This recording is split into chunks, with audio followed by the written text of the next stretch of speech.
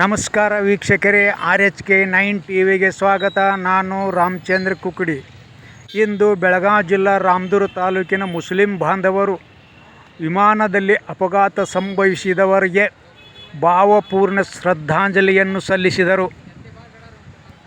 ಇದರಲ್ಲಿ ರಾಮದುರ್ಗ ತಾಲೂಕಿನ ಮುಸ್ಲಿಂ ಬಾಂಧವರು ಭಾಗಿಯಿದ್ದರು. ಒಂದು ದುರ್ಘಟನೆಯಾಗಿ 241 ಜನ ಸತ್ತಿದ್ದಾರೆ ಅಂತೇಳಿ ಎಲ್ಲ ಪತ್ರಿಕೆಯಲ್ಲಿ ಮತ್ತು ಮಾಧ್ಯಮದಲ್ಲಿ ಬಂದಿರೋದ್ರಿಂದ ನಾವು ಇವತ್ತು ಶುಕ್ರವಾರ ದಿವಸ ನಮ್ಮ ಎಲ್ಲ ಮುಸಲ್ಮಾನ್ ಬಾಂಧವರು ಸೇರಿ ನಮಾಜ್ದಲ್ಲಿಯೂ ಕೂಡ ಸತ್ತವರಿಗೆ ಅವರಿಗೆ ಸ್ವರ್ಗದಲ್ಲಿ ದೇವರು ಅವರಿಗೆ ಸ್ವರ್ಗವನ್ನು ಸ್ಥಾಪಿಸಬೇಕು ಅಂತ ವಿಮಾನ ಅಪಘಾತ ಆಗಿದೆ.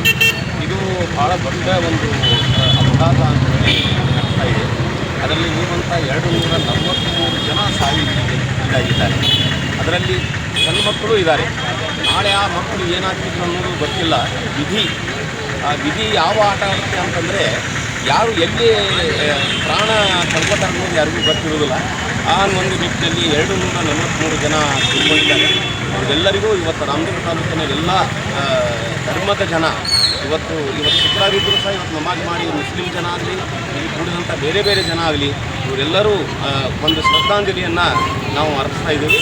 ಮತ್ತು ಮಡಿದವರಂಥ ಏನು ಮನೆಗಳಿದ್ದಾವೆ, ಆ ಸಂಬಂಧಿಕರು ಅಥವಾ ತಂದೆ ತಾಯಿ ಆಗಲಿ, ಆ ಬಂಧು ಬಳಗಾಗಲಿ, ಅವರ ದುಃಖದಲ್ಲಿ ನಾವೆಲ್ಲರೂ ಭಾಗಿಯಾಗಿದ್ದೀವಿ ಅನ್ನುವಂಥ ಮಾತನ್ನು ಹೇಳ್ತಾ ರಾಮದುರ್ಗ ನಗರದ ಪರವಾಗಿ ಮಡಿದಂಥವರಿಗೆ ಎಲ್ಲರಿಗೂ ಶ್ರದ್ಧಾಂಜಲಿಯನ್ನು ಅರ್ಪಿಸ್ತಾ ಇದ್ದೀವಿ.